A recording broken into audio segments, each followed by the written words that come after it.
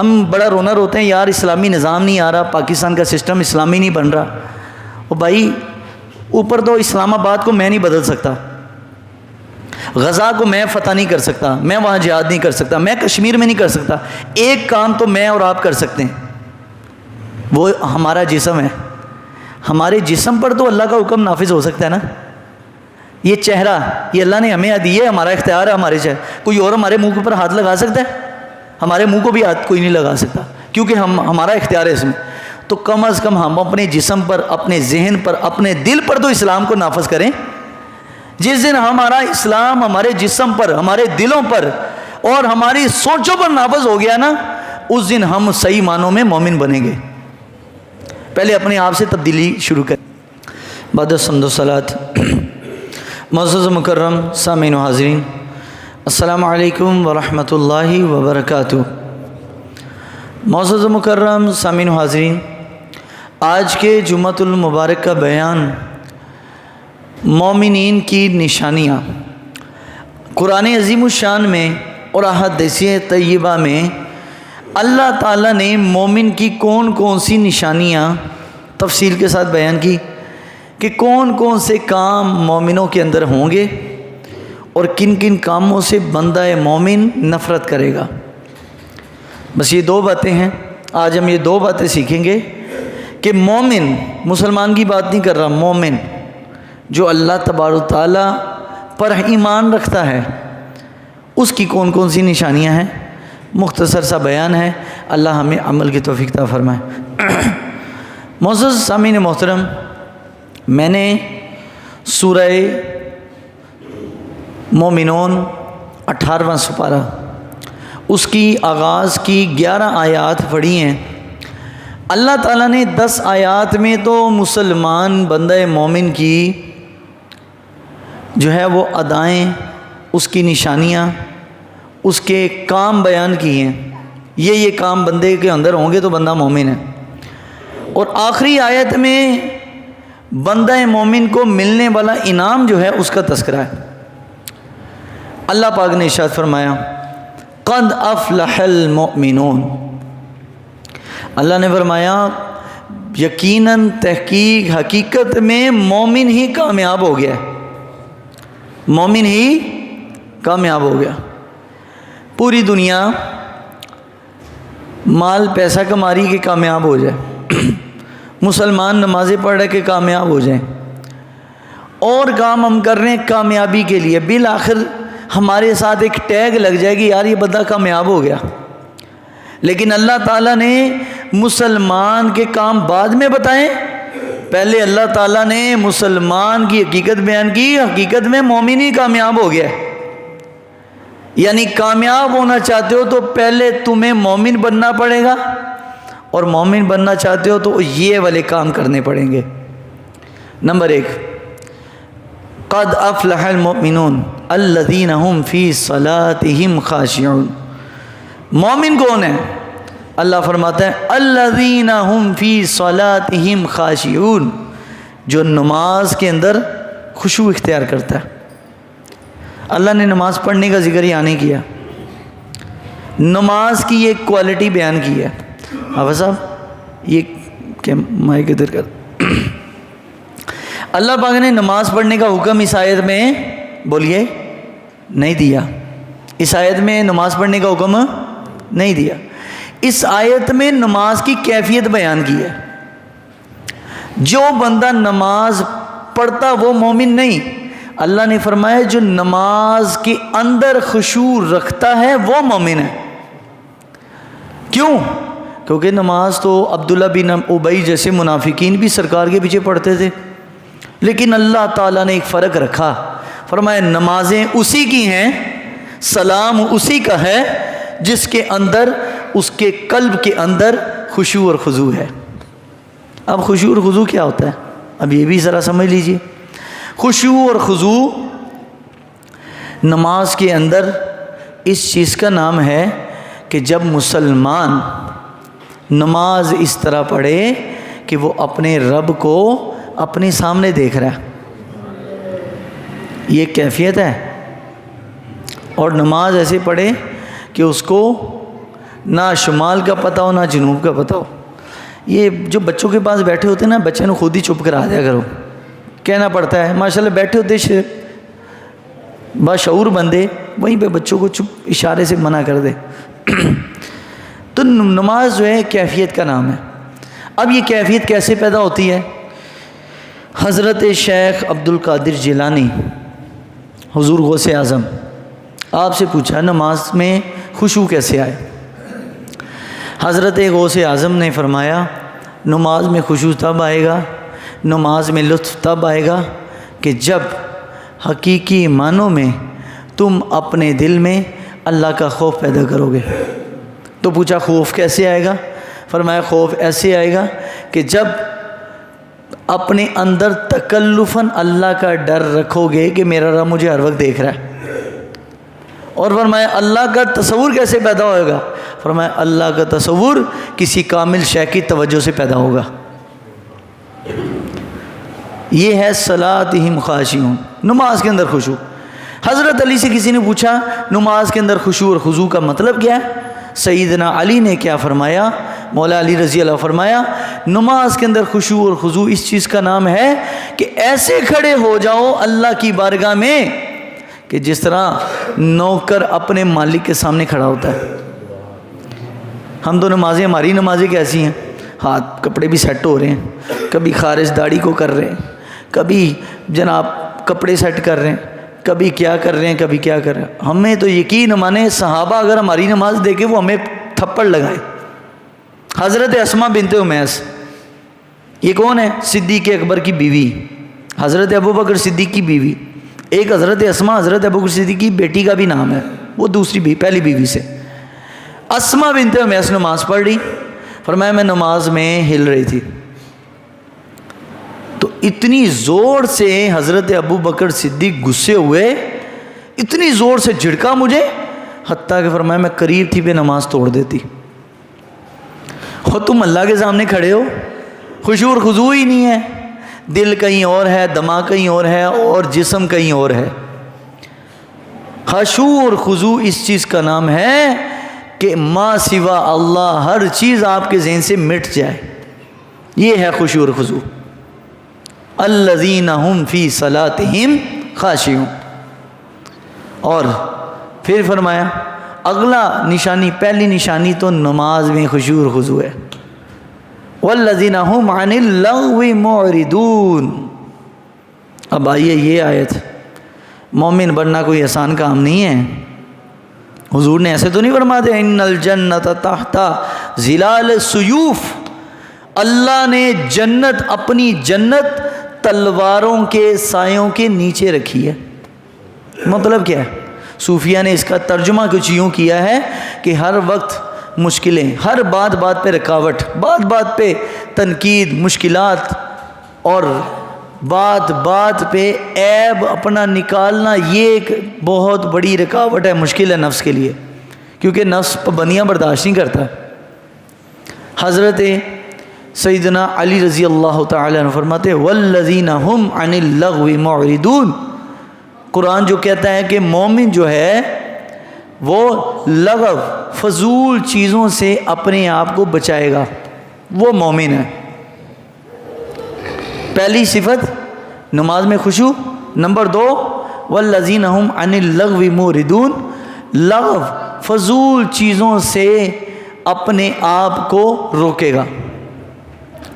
اب فضول میں بہت ساری چیزیں آتی, فضول بولنا بھی, فضول دیکھنا بھی, فضول بیٹھنا بھی, اور فضول خرچ کرنا بھی. ہر چیز میں جب انسان اللہ کی حدود کے اندر آ جائے گا تو وہ حقیقت میں اس آیت پر عمل کرنے والا ہے. تو مومن فضول کام سے بچنے والا. تو نبی علیہ السلام نے فرمایا من حسن الاسلامی ترکہ ما لا یعنی, بندہ مومن کا اسلام سے محبت کی یہ نشانی ہے کہ وہ ہر فضول بے مقصد چیز کو چھوڑ دیتا ہے. ہر فضول اور بے مقصد چیز کو چھوڑ دیتا ہے, چاہے وہ کچھ بھی ہو. ہر فضول اور بے مقصد چیز جب وہ ترک کر دے گا تو یہ انسان کے اپنے دین سے محبت کی نشانی ہے. یہ نبی علیہ الصلوۃ والسلام نے خود حدیثوں میں فرمایا. تو مسلمان والذین هم عن اللغو معرضون، ہر چیز سے اعراض کر لے گا، منہ پھیر لے گا جو فضول ہوگی. اب صحابہ کا طریقہ کار دیکھیے نا. حضرت عبداللہ بن مسعود رضی اللہ تعالیٰ عنہ، یہ سرکار دو عالم علیہ السلام کے صحابی ہیں. حضرت عبداللہ بن مسعود رضی اللہ تعالیٰ عنہ فرماتے ہیں کہ صحابہ کرام جب بھی ایک دوسرے سے ملاقات کرتے تو فرمایا میں نے کبھی نہیں دیکھا کہ نبی علیہ السلام کے صحابہ کسی دنیاوی مقصد کے لیے ملے ہوں. جب ایک دوسرے سے ملتے حال و احوال پوچھنے کے بعد کوئی نہ کوئی دین کی بات ہی ڈسکس کرتے، کوئی نہ کوئی دین کی بات. اور ان سے اگر کوئی پوچھتا کہ آپ لوگ ایسا کیوں کرتے ہو تو فرمایا اس لیے کہ نبی علیہ السلام نے فرمایا قیامت والے دن ایسی محفل، ایسی مجلس، ایسی بیٹھک قیامت کو حسرت و ندامت کا باعث ہوگی کہ جس مجلس میں سوائے دنیا کی بات کے کوئی بات نہ کی گئی ہو. فرمایا اس لیے صحابہ جب بھی بیٹھتے چاہے اگر دنیا کا کوئی مقصد بھی ہوتا بیچ میں اللہ رسول کا نام لازمی لیا کرتے. یہ ہے والذین هم عن اللغو معرضون. اللہ تعالیٰ نے جن چیزوں کو منع کیا اس سے منہ پھیر لے. تو انسان کے دین کی محبت کسی کا پتہ لگانا ہوگا یہ اپنے دین اسلام سے بہت پیار کرتا ہے کہ اسلام اور دین سے محبت کی نشانی ہر قسم کی فضول چیز سے اپنے آپ کو بچا لے. تو ہماری محفلیں دیکھیں، ہماری مجلسیں دیکھیں، ہماری گفت و شنید دیکھیں، ہمارا تنہائیوں میں بیٹھ کر 2-2 3-3 گھنٹے گپ شپ لگانا اور 3-3 4-4 گھنٹے سوشل میڈیا واٹس ایپ پہ فضول قسم کی گپ شپیں لگانا. تو بتائیں یہ اسلام ہے؟ یہ ایمان ہے؟ مومن ہونے کے لیے تو ضروری تھا ہر فضول چیز سے پرہیز کر لے، ہر فضول چیز سے پرہیز کر لے.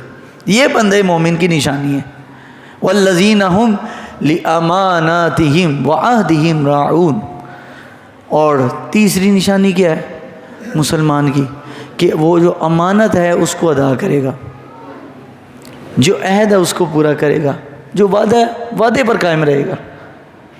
نبی علیہ السلام کے سامنے نا ایک شخص نے، ایک صحابی نے کسی شخص کی تعریف کی. ہم بھی لوگ کر دیتے ہیں، ہمارا بھی زاویہ نظر اس قسم کا ہی ہے، لیکن حضور نے اس زاویہ نظر کو ناپسند کیا. بتایا گیا یا رسول اللہ صلی اللہ علیہ وسلم فلاں بندہ بہت نیک آدمی ہے، بہت اچھا آدمی ہے، بہت اللہ اللہ کرتا ہے، بڑی نمازیں پڑھتا ہے، بہت نیک آدمی. حضور نے فرمایا اچھا تم نے اس کے نیک ہونے کی دلیل اس کی نمازوں سے لگایا اندازہ؟ تو پوچھا یا رسول اللہ جی بالکل نمازیں بہت پڑھتا ہے. تو سرکار نے فرمایا نہیں، کسی کے نیک اور برے ہونے کا معیار اس کی نمازیں نہیں ہیں. نماز تو ایک فرض ہے، یہ تو ادا کرنا ہی کرنا ہے بھائی. نمازی ہونا کسی بندے کے نیک ہونے کی دلیل بولیے نہیں ہے. حضور کا زاویہ نظر دیکھیے، سرکار نے فرمایا 3 چیزیں ہیں. اس بندے کے ساتھ 3 معاملات تم کرو. نمبر 1 پر اس کے ساتھ سفر کر کے دیکھو. سفر میں بندے کا اندازہ ہو جائے گا اچھا بندہ نسلی آدمی ہے یا بد نسل ہے. اچھا نسلی آدمی ہوگا تمہیں سفر میں وقت گزرے گا اندازہ ہو جائے گا یار یہ بندہ اخلاق کا کیسا ہے، معاملات میں کیسا ہے. ہمارے دین نے کسی کی داڑھی پگڑی، کسی کی نمازوں سے اس کے نیک ہونے کا معیار مقرر بولیے نہیں کیا. اسلام نے معاملات پر کسی کے اچھے برے ہونے کا یہ معیار مقرر کیا. معاملات دنیا داری میں کیسا ہے؟ دین داری میں تو عبداللہ بن ابی بھی تہجد گزار تھا. عبداللہ بن ابی منافق تھا، تہجد بھی پڑھتا تھا. عبداللہ بن ابی کے بھی ادھر محراب تھا، ٹھیک ہے، وہ بھی بڑی نمازیں، داڑھی اس کی بھی بہت بڑی بڑی تھی. وہ تو چلے چھوڑو، ابو جہل کافر ہے نا، ابو جہل کی بھی داڑھی تھی.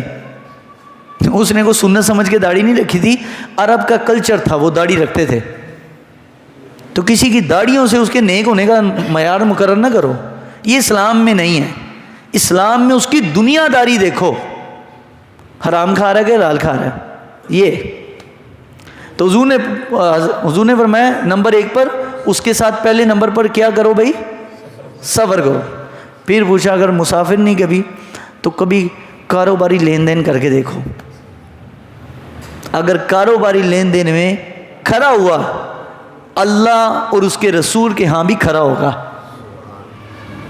مطلب جھوٹ نہیں بولتا، وقت پہ چیز پہنچاتا ہے اور لین دین میں بالکل شفاف آدمی ہے، کرپٹ نہیں ہے، تو اللہ رسول کے ہاں بھی وہ کامیاب۔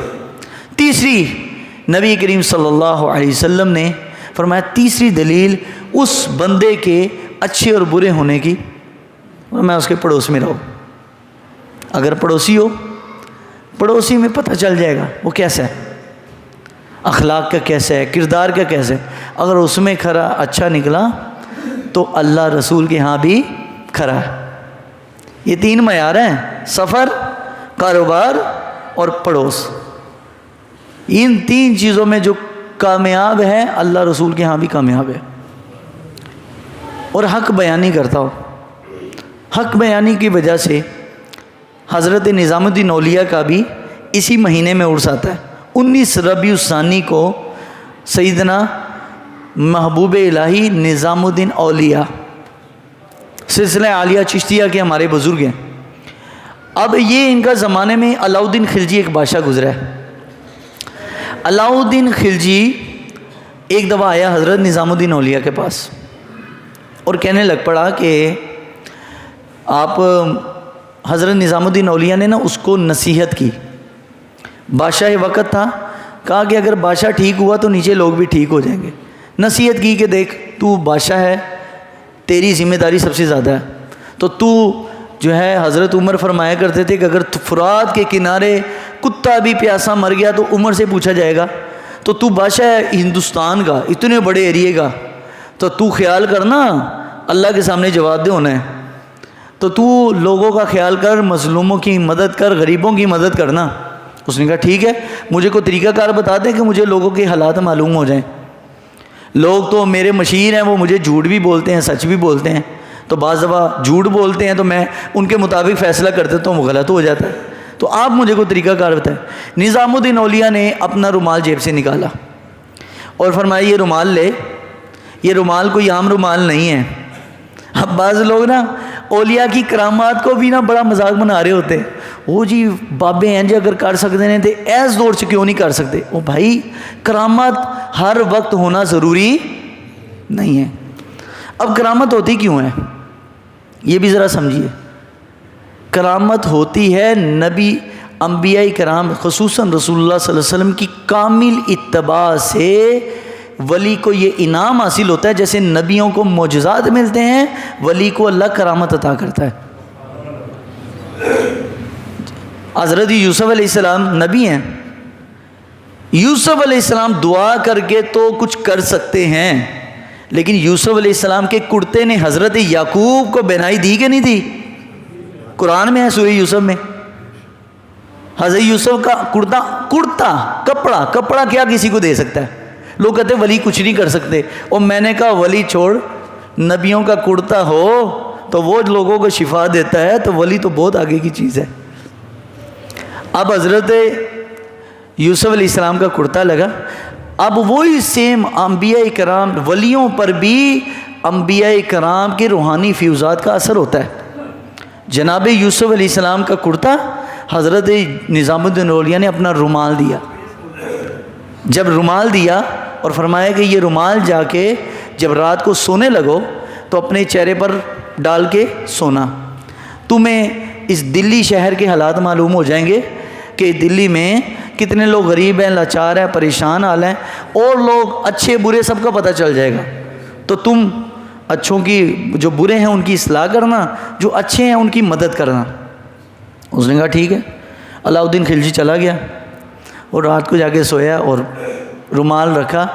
پورے دلی شہر میں جتنے لوگ علاؤ الدین خلجی کے مخالف تھے سب اس کو پتہ چل گئے ایک ہی رات میں، فلاں فلاں بندہ فلاں جگہ رہتا ہے، فلاں محلے میں رہتا ہے، یہ میرے خلاف ہے، فلاں غریب بھی رہتا ہے اس کا بھی پتہ تھا، فلاں جگہ وہ بھی مظلوم ہے اس کا بھی پتہ تھا، لیکن بالآخر ہوا یہ صبح اٹھتے ساتھ ہی سب کو گرفتار کرنے کا حکم دے دیا اس نے، لے آؤ بھائی سب کو لایا گیا، اور علاء الدین خلجی کے دربار میں اس نے سب کی گردنیں کٹوا دی اور غریبوں کی کوئی مدد کوئی نہ کی۔ حالانکہ رومال کا مقصد کیا تھا کہ مظلوموں کی مدد کرتا، لیکن ایسا نہیں ہوا۔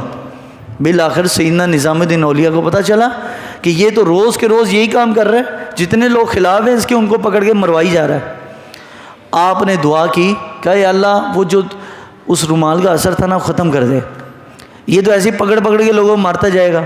اور بادشاہ کو پیغام بھجوایا کہ دیکھ میں نے رومال تیرے غریبوں کی مدد کے لیے دیا تھا کہ تجھے غریبوں کا پتہ چل جائے کہ کون کون غریب ہے، کون کون مظلوم ہے، کون کون حقدار ہے جس کی مدد کی جا سکے، اور تو نے وہاں پر ایک جو طاقتور تھے بدماش لوگ ان کو مارنا شروع کر دیا، تو ان کی اصلاح کر۔ پیغام بھجوایا، اس کے بعد وہ اثر ختم ہو گیا۔ آپ نے فرمایا کہ تیرے اندر اس استعداد ہی نہیں ہے کہ تو اس رومال کے اندر جو اثرات ہیں اس کو برداشت کر سکے، تیرے اندر استعداد ہی نہیں۔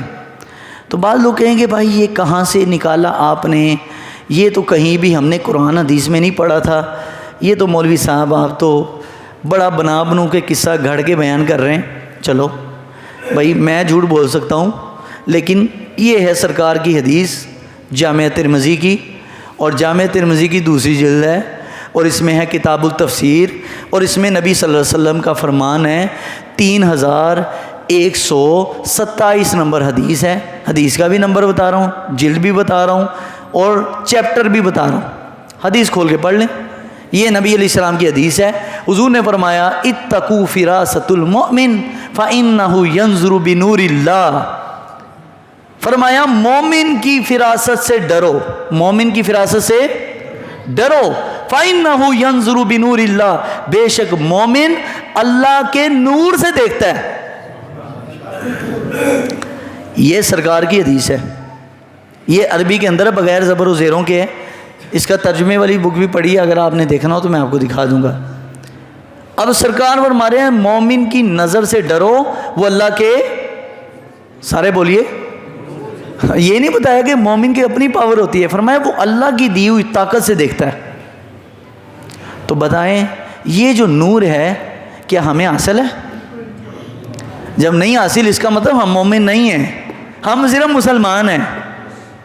جب یہ اندر والی آنکھ کھلے گی نا پھر دیکھیں گے کہ بھائی احوال اس وقت کیا چل رہے ہیں۔ لیکن اولیاء کرام ایسے نہیں ہیں کہ کسی کا پتہ بھی چل جائے وہ ایسے ہی محسوس کراتے جیسے پتہ ہی کچھ نہیں، پردہ ڈال کے رکھتے ہیں۔ حضور نے فرمایا جس شخص نے دنیا میں کسی کا پردہ رکھا ہے نا، میدان محشر میں اللہ اس کا پردہ رکھے گا، دنیا میں جس کا۔ تو اولیاء کاملین کا یہی ہے، اللہ کی صفت ہے نا ستار العیوب، عیبوں کو چھپانے والی ذات۔ جب یہ صفت بندے کے اندر آ جاتی ہے تو بندہ مومن بن جاتا ہے، لیکن اس صفت کو پانے کے لیے پہلے پاپڑ بیلنے پڑتے ہیں، کسی استاد کسی کامل کی صحبت اختیار کرنی پڑتی ہے، اس کے پاس جا کے اس کی ڈانٹ کھانی پڑتی ہے، اس کے ناراضگی برداشت کرنا پڑتی ہے، اس سے تھوڑا سا وقت لے کر اس کی خدمت کرنی پڑتی ہے، اور پھر جا کے اللہ تعالیٰ یہ سینہ بسینہ فیض اللہ ان اولیاء کی برکت سے عطا کرتا ہے۔ یہ ایسے تو نہیں قد افلح المؤمنون الذین هم فی صلاتهم خاشعون والذین هم عن اللغو معرضون والذین هم للزکاة فاعلون والذین هم لاماناتهم وعہدهم راعون۔ یہ ایسی تو نہیں ہے کہ وہ یہ کام کرے گا، خشیت ہوگی نماز میں، خشوع خضوع ہوگا، وہ کوئی لمٹ کا کراس نہیں کریں گے، وہ امانت کو ادا کریں گے، وہ اللہ رب العالمین جل وعلا نے جو احکامات اس پر فرض کیے ہیں اس کو ادا کریں گے، وہ زکوٰۃ ادا کریں گے۔ تو بابا فرید الدین مسعود گنج شکر سے پوچھا یہ جو قرآن میں آیا کہ مومن زکوٰۃ ادا کرے گا، اس سے مراد کون سی زکوٰۃ ہے؟ فرمایا عام مسلمان کی زکوٰۃ تو ہے 2.5%، 100 میں سے 2.5%، 40واں حصہ زکوٰۃ ہے۔ لیکن فرمایا جو بندہ مومن ہے نا اس کی زکوٰۃ فرمایا 2.5% نہیں ہے، فرمایا ہمارے اولیاء کے نزدیک 2.5% اس کے ہیں اور 97.5% وہ اللہ کے ہیں۔ اور فرمایا صاحب حقیقت جو اولیاء ہیں ان کا، فرمایا صاحب حقیقت ان کا سارا کچھ، مال بھی رب کا، ان کی جان بھی رب کی. ان صلاتی و نسکی و محیای و مماتی للہ رب العالمین. ان کا مال جان سب کچھ اللہ کے لیے، سب کچھ اللہ کے لیے. تو اولیاء کاملین جو ہوتے ہیں وہ سچے مومن تو وہ ہوتے ہیں. ہم تو کہتے تو ہیں ہم بندہ مومن ہیں، مومن نہیں ہیں، مومن نہیں ہیں. مومن ہوں یقین مانے یہ دنیا کا نظام ہی پلٹ جائے. مومن نہیں، ہم صرف مسلمان ہیں. اور کاش کے مسلمانی کا تقاضا بھی ہم پورا کر لیں تو بڑی بات ہے. مسلمانی کے تقاضے بھی ہم نہیں پورے. مسلمانی کا پہلا سٹیپ ہی وہ لا الہ الا اللہ ہے. لا کا مطلب کیا ہے کہ اللہ میری مرضی میرے جسم پر ختم ہو گئی. ہم بڑا رونا روتے ہیں یار اسلامی نظام نہیں آ رہا، پاکستان کا سسٹم اسلامی نہیں بن رہا.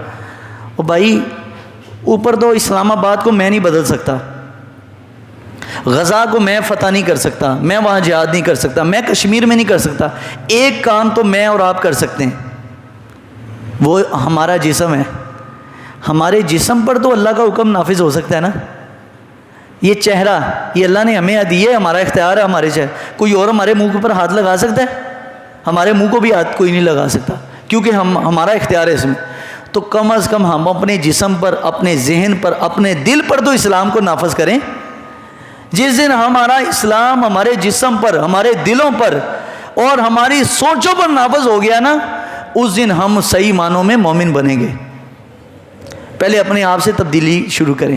حضور صلی اللہ علیہ وسلم سے پوچھا کہ حضور کامیاب عقل مند باشعور شخص کون ہے؟ نبی علیہ السلام نے فرمایا ایسا شخص جس کو دنیا کے عیب دیکھنے کی فرصت ہی کوئی نہ ہو. دنیا کے عیب دیکھنے کی فرصت ہی کوئی نہ ہو.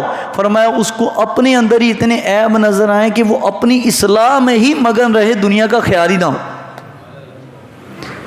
ہمیں تو حضور یہ ڈیوٹی دے کے گئے تھے پہلے اپنے آپ کو دیکھیں، پہلے اپنے آپ کو، اپنے آپ اپنی اصلاح خود کریں. یا اپنی اصلاح خود اگر نہیں کر سکتے نا تو اس کا میں آسان حل بتایا. ان اولیاء کی میں نے بات کی، نظام الدین اولیاء کی. یہ کس کے پاس گئے؟ دلی سے چل کے نظام الدین اولیاء پاک پتن بابا فرید کے پاس آتے تھے. کسی نے پوچھا بھائی اتنا سفر اتنی مشقت کس کے لیے اٹھا رہے ہو؟ قرآن پڑھو، نمازیں پڑھو، بس اللہ اللہ کرو اور بس اپنے آپ کو جنت سمجھو. فرمایا نہیں. کہا اندر جو بیٹھا ہے نا نفس ہے بڑا خبیث ہے، یہ بغیر مرشد کی نظر کے یہ ٹھیک ہی نہیں ہوتا. اور جتنے بغیر مرشدیں ہیں نا بڑا مشکل ہے ٹھیک ہونا، بڑا مشکل ہے. اور جو شیخ کی صحبت یافتہ ہے نا وہ بالآخر یقیناً بالآخر ایک وقت آتا ہے ان کا نفس، ان کی طبیعت اسلام کے تابع ہو جاتی ہے. تو ہم بعض اوقات اسلام کو اپنے تابع کرنا چاہتے ہیں لیکن اسلام کہتا ہے نہیں، تم اسلام کے تابع چلو، دین کو اپنے تابع مت لاؤ. میں ہوں نا مولوی، میں اگر کسی معاملے میں غلط ہوں نا مجھے یہ حق نہیں پہنچتا کہ میں اسلام کو اپنے تابع بناؤں. نہیں میں جو کہہ رہے ٹھیک کہہ رہے نا، میری کیا اوقات ہے؟ میں کون ہوتا ہوں؟ میرے اوپر لازم ہے اپنی اصلاح، اپنے آپ کو درست کرنا ہے. اسلام اللہ رسول کے تابع میں نے بننا ہے، نہ کہ قرآن اور حدیث کو میں نے اپنے پیچھے لگانا ہے. تو یہ سب کچھ برکات ملتی ہیں نیک لوگوں کی صحبت. صحبت صالحہ ترا صالح کنت، صحبت طالحہ ترا طالح کنت. چنگے بندے دی صحبت یارو جیویں دکان اتاراں، خوشبو پاویں لئیے نہ لئیے کھلے آن ہزاراں. تے برے بندے دی صحبت یارو جیویں دکان لوہاراں، کپڑے پاویں کچھ مریے چڑنگاں پین ہزاراں. اور بھائی برے بندے کے پاس بیٹھو گے، آپ کسی چرسی کے پاس بیٹھے چرس نہ بھی پیتے ہو، ایک دن کہو گے یار چیک تے کرا ایک سوٹا تے لائیے. اور اگر اچھے بندے کے پاس بیٹھو کچھ بھی نہیں کرو، لیکن ان اچھوں کی ایک فائدہ یہ ہوگا جب تک بیٹھے ہو گناہ سے بچے رہو گے. سب سے چھوٹا فائدہ یہ ہے. تو کوشش کریں کسی صاحب نظر کو ڈھونڈے جو ہمارے اندر کو بدلے، جس کی صحبت، جس کی سنگت، جس کی نظر آپ کے دل کی کیفیت کو اللہ رسول کا عاشق بنائے. ایسے کسی بندے کو ڈھونڈے. میں نہیں آپ کو کہتا کہ میں جو کہہ رہا ہوں ان کے پیچھے چلو، خود ڈھونڈو. دنیا بہت بڑی ہے، تلاش کرو.